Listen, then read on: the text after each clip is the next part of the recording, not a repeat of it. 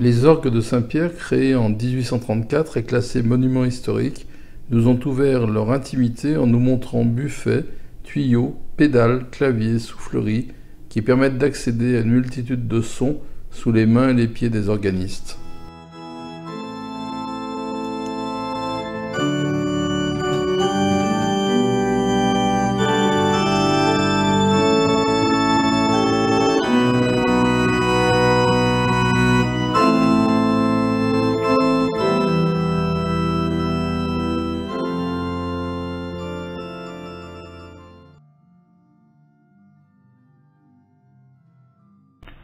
L'histoire du collège Sainte-Marie commence par une statue qui, au départ, était à Saint-Étienne, d'où le nom de Notre-Dame de Valbenoîte.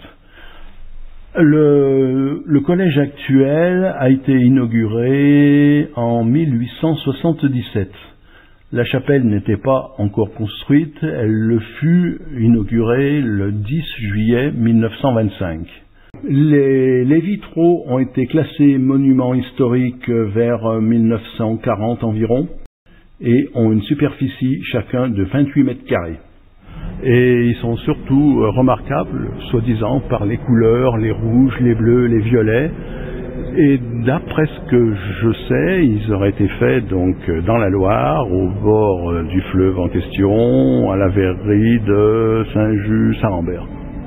Autre classement monument historique, ce sont les figurines figurant au chemin de croix.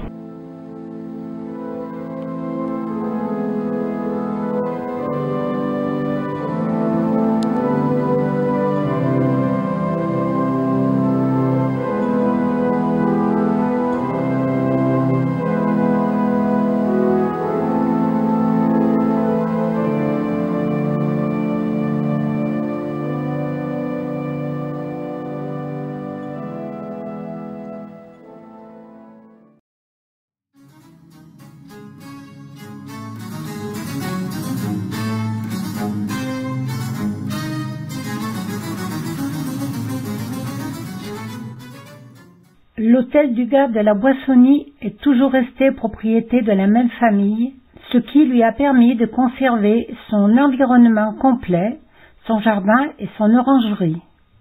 Survivance de la splendeur saint-chamonnaise du XIXe siècle, lorsque la ville disposait du plus gros revenu par habitant de France. Monsieur Farison nous le fait découvrir, et grâce à une restauration de tous les jours, il a pu être conservé en l'état. Cette année, l'hôtel est classé au patrimoine national des monuments historiques.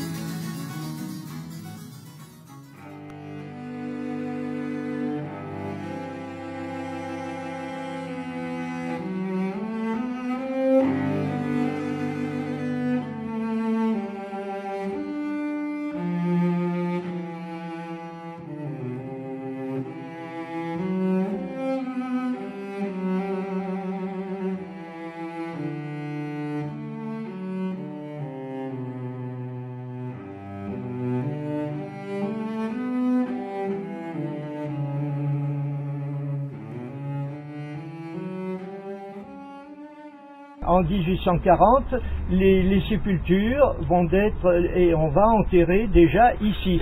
C'est la raison pour laquelle je vous ai dit tout à l'heure que ici, dans le linteau, il y avait cette date de 1841 qui me semble être la date la plus officielle.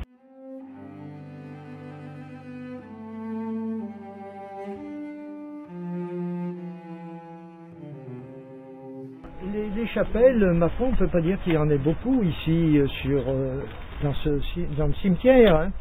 Alors c'est à l'époque romantique que l'art gothique devient en France l'art chrétien par excellence. Un peu partout s'élèvent des chapelles qui deviennent le type même de la tombe de famille.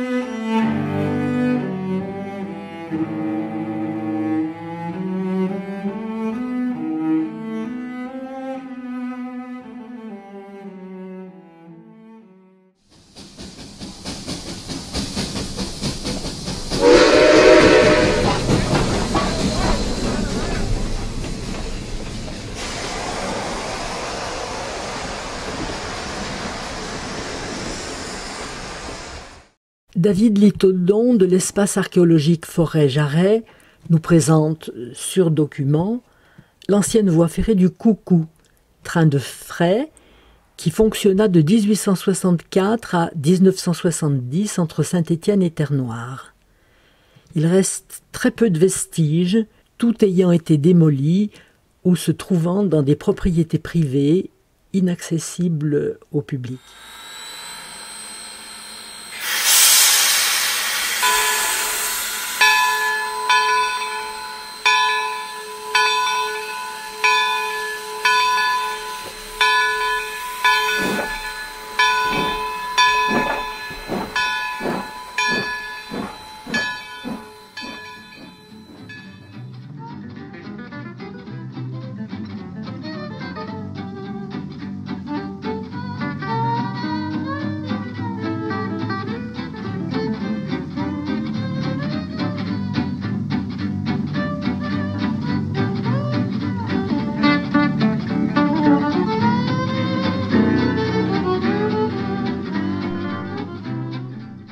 Au XIXe siècle, lorsque la rue de la République s'appelait Route Royale 88, le magasin Zanier n'existait pas.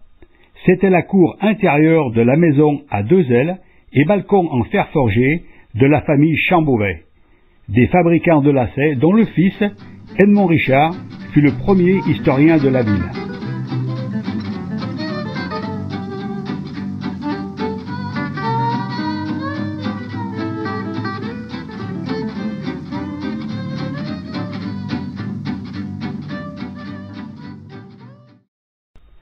Après nous avoir exposé brillamment la vie de ces illustres personnages, Alain Rivory nous emmène au musée des Amis du Vieux Saint-Chamond afin de découvrir de nombreux objets remarquables du patrimoine local, tels le coffre-fort des seigneurs de Saint-Chamond, XVIIe siècle, des meubles anciens de l'Hôtel-Dieu, tableaux et maquettes, sans oublier l'orgue de Claudius Scott, entièrement fabriqué à la main et présenté par sa fille Monique.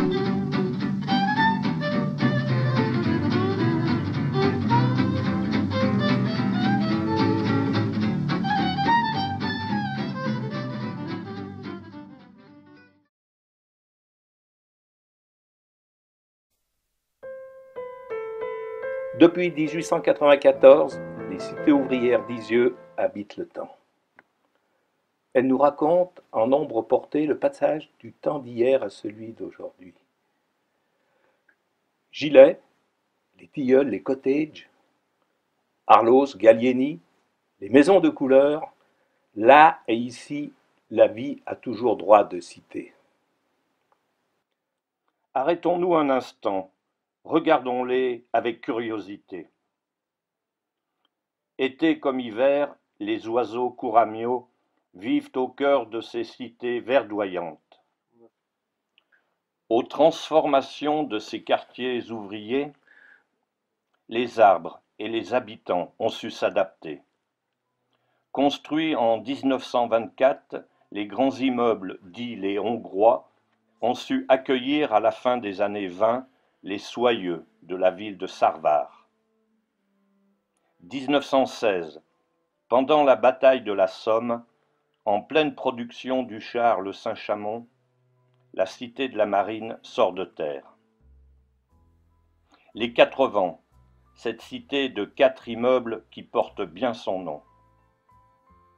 Jour de visite pour le petit garçon aux bottes de pluie.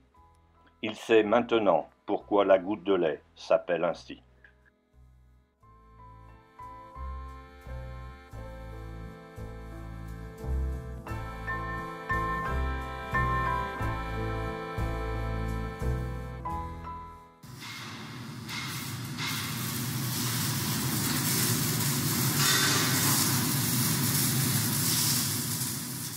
L'usine Gillet-Taon, autrefois spécialisée dans la teinturerie et la soie, nous ouvre ses portes afin de nous faire découvrir cette usine à couleurs à travers musées, expositions, présentations de produits textiles et vieux métiers.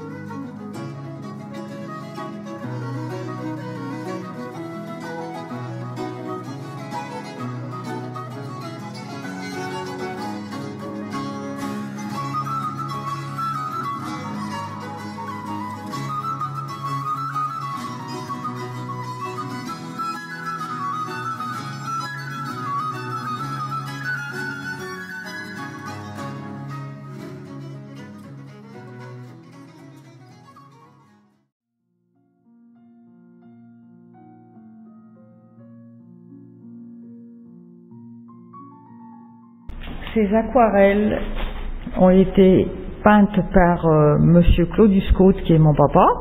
Donc elles relatent tous les plans d'eau qui sont autour de Saint-Chamond. Et il y a même un petit plan d'eau qui n'existe plus, qui se trouve à Fonsala.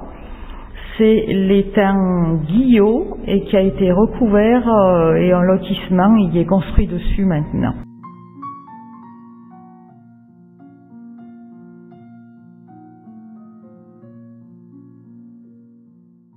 L'eau dans l'Antiquité. C'est Denis d'Alicarnasse qui explique un petit peu, voilà, pourquoi il fallait chercher de l'eau, et quelle eau, spécialement. Eh bien, l'eau de l'aqueduc du Gier, nous le savons maintenant, donc elle avait une qualité qu'elle a encore aujourd'hui, au niveau de la source, heureusement, qui a fait que les Romains, ils ont fait donc 86 km pour venir chercher cette eau. Donc voilà, la sortie sur l'eau des monts du Pilat a pour vocation de montrer un petit peu notre belle région avec les différentes formes de relief qu'on peut trouver juste à côté de chez nous, qui sont façonnées par l'eau. Donc on va partir de l'Ermitage, on va aller voir comment fonctionne une rivière, on va prendre un petit peu d'altitude en passant au barrage de la Rive pour voir un petit peu ce que c'est qu'une vallée, comment elle est creusée, combien de temps ça peut prendre. L'idée c'est aussi de monter jusqu'à l'observatoire de Luzerneau pour avoir un panoramique sur tout ce qui est la vallée du Bon Ruisseau et la vallée du Gier, puisqu'on voit très bien le saut du Gier depuis notre observatoire de l'MJC. Et puis après, dans une deuxième partie, on ira s'intéresser un peu plus à la qualité de l'eau et à la force de l'eau. Voilà, et on finira au musée des Tresses et Lacets.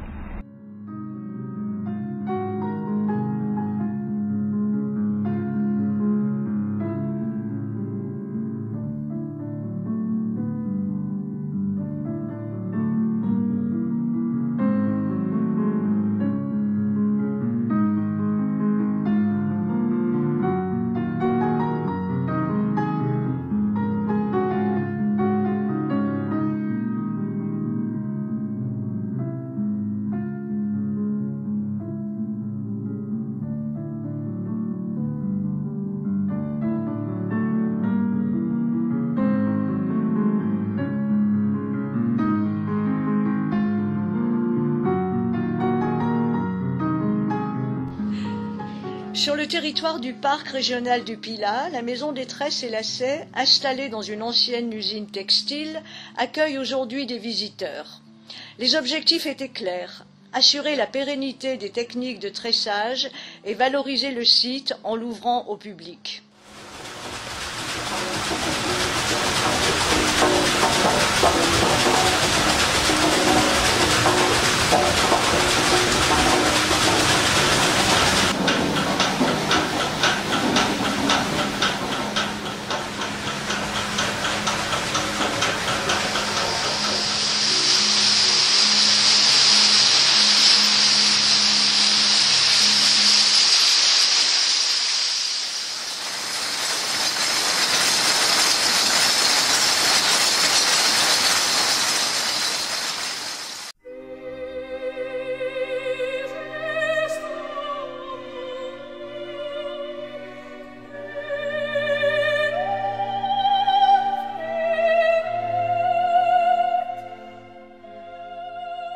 Lieu de fondation des frères maristes, elle a été bâtie par Marcelin Champagnat, accompagné de 5 maçons Saint-Chamonnais. Ponctuée de diaporamas, la visite permet de retracer l'évolution de cette maison et l'histoire de ses illustres frères.